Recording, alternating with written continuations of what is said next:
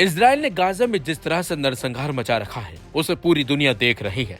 यही वजह है कि दुनिया के तमाम देश इजराइल पर युद्ध को पूरी तरह से खत्म करने का दबाव बना रहे हैं, लेकिन इजराइल किसी के दबाव में नहीं आ रहा और गाजा में उसका नरसंहार अभी भी जारी है। हालात ये हो गए कि गाजा में लोग खाने को तरस रहे हैं, भूखमरी की वजह से लोगों की जानें तक जा रही है। लेकिन इजराइल ने भी कसम खा रखी है कि जब तक हमास का वो खात्मा नहीं कर देता तब तक जंग खत्म नहीं होगी। हालांकि सच्चाई एक तरफ यह भी है कि हमास ने भी इजराइल की नाक में दम कर रखा है, क्योंकि हमास भी अब इजरायली सैनिकों को चुन चुन कर मार रहा है और यही वजह है कि इजराइल भी पीछे नहीं हट रहा। तो वहीं एक बार फिर हूतियों ने भी इजराइल के खिलाफ मोर्चा खोल दिया है।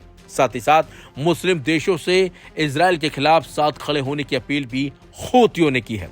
हूतियों के सर्वोच्च राजनीतिक परिषद के प्रमुख ने मुस्लिम देशों से इजराइल के खिलाफ कार्रवाई करने का आग्रह किया है। प्रेस टीवी के मुताबिक मेहदी अल मशात ने कहा कि गाजा नरसंहार पर चुप्पी उनके दरवाजे पर खतरे को आमंत्रित करेगी। अल मशात ने चेतावनी दी है कि चुप रहने वाले लोग निष्क्रियता के परिणामों से बच नहीं पाएंगे। उन्होंने कहा कि अगर आप कार्रवाई करने में असमर्थ हैं तो राष्ट्रों को उठने दें, लेकिन यदि वे भी खड़े नहीं होते तो चुप्पी के परिणाम उम्मा के प्रत्येक राष्ट्र को प्रभावित करेंगे। जब तक खतरा आपके दरवाजे तक पहुंचेगा तब तक प्रतिरोध करने में बहुत देरी हो चुकी होगी। भूख से मर रहे पीड़ितों से आप प्रभावित रहने वालों ने अपना विश्वास और सम्मान खो दिया। Aim right, achieve big. At KR Mangalam University, we provide you the platform to turn your dreams into reality. At KR Mangalam University.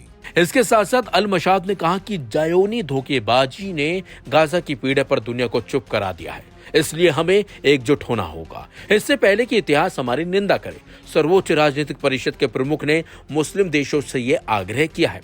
अल मशात ने गाजा को सभी मुस्लिम और अरब देशों के लिए आस्था की परीक्षा के रूप में पेश किया है। अल मशात का साफ साफ कहना है कि यमन इजराइल और उसके सहयोगियों के खिलाफ संयुक्त अभियान का नेतृत्व करने के लिए तैयार है।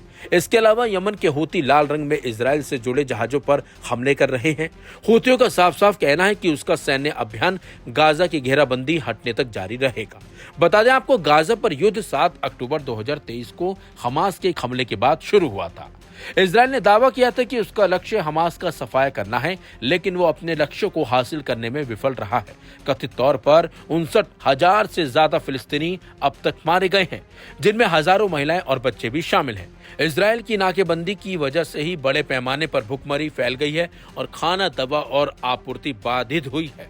संयुक्त राष्ट्र और कई गैर सरकारी संगठनों ने चेतावनी दी है कि जानबूझकर भुखमरी की नीति बनाई जा रही है। गाजा की आबादी आधुनिक इतिहास से सबसे बुरे मानवीय संकटों से गुजर रही है और उसका सामना कर रही है। ऐसे में जल्द से जल्द इस युद्ध का रुकना जरूरी है, नहीं तो हालात गाजा में और ज्यादा बदतर हो चलेंगे।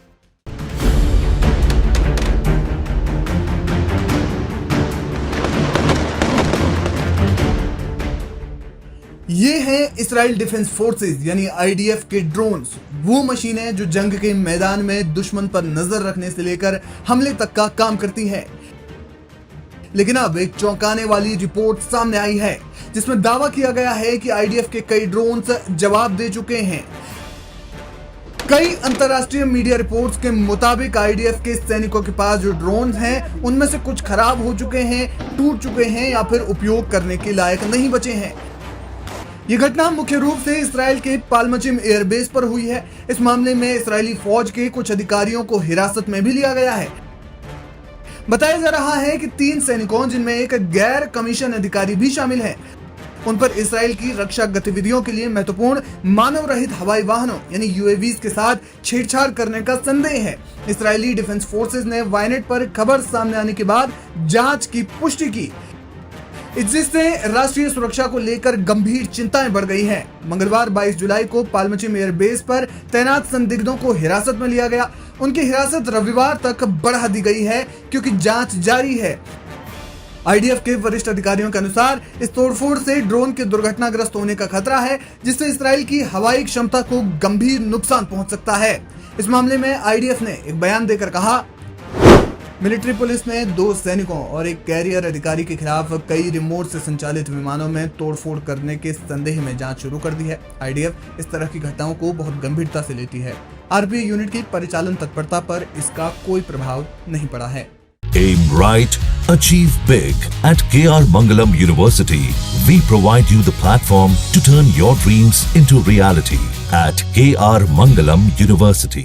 ये घटना ऐसे समय में हुई है जब गजा और ईरानी प्रॉक्सी के खिलाफ इसराइल पहले से ही युद्ध लड़ रहा है और मिडिल ईस्ट में तनाव चरम पर है।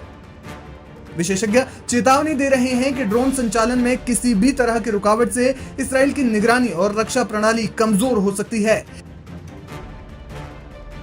आईडीएफ ने उनकी जनता को आश्वासन दिया है कि परिचालन तत्परता पर कोई असर नहीं पड़ा है। बताया जा रहा है कि इन ड्रोन्स का उपयोग गजा में इसराइल ने कई ऑपरेशंस को अंजाम देने के लिए किया, लेकिन सैन्य विशेषज्ञों का मानना है कि इस तरह के उपकरण अगर टूट-फूट का शिकार हो तो वो मिशन को खतरे में डाल सकते हैं। इसराइल की मिलिट्री पुलिस ने जिन अधिकारियों को रिमांड पर लिया है उन्हें 27 जुलाई तक हिरासत में रखा जाएगा। इस दौरान उनसे पूछताछ की जा रही है। सैन्य सूत्रों के अनुसार किसी बाहरी संलिप्तता का कोई संकेत नहीं है और माना जा रहा है कि ये लोग ड्रोन ऑपरेटर नहीं हैं। सैन्य पुलिस ने संदिग्धों के खिलाफ जांच शुरू कर दी है और उन्हें हिरासत की अवधि बढ़ाने के लिए सुनवाई के लिए सैन्य अदालत में पेश किया जाएगा। इस्राएली वायुसेना के एक वरिष्ठ अधिकारी जांचकर्ताओं के सामने पेश किए गए आरोपों से स्तब्ध थे, क्योंकि ये यूनिट इसराइल के 7 मोर्चों पर युद्ध में शामिल रही है। इजरायली एयरफोर्स ने तुरंत जोर देकर कहा कि ये ड्रोन ऑपरेटर नहीं है। फिर भी ये स्पष्ट नहीं है कि बिना उचित अनुमति के वे स्क्वाड्रन में कैसे पहुंच गए या नियंत्रण और सुरक्षा की क्या प्रक्रियाएं थी। गजा में चल रही जंग के बीच जाहिर तौर पर इसराइल के लिए ये एक बड़ा नुकसान कहा जा सकता है कि इसराइल के एयरबेसों पर सुरक्षा को लेकर भी गंभीर सवाल खड़े करता है।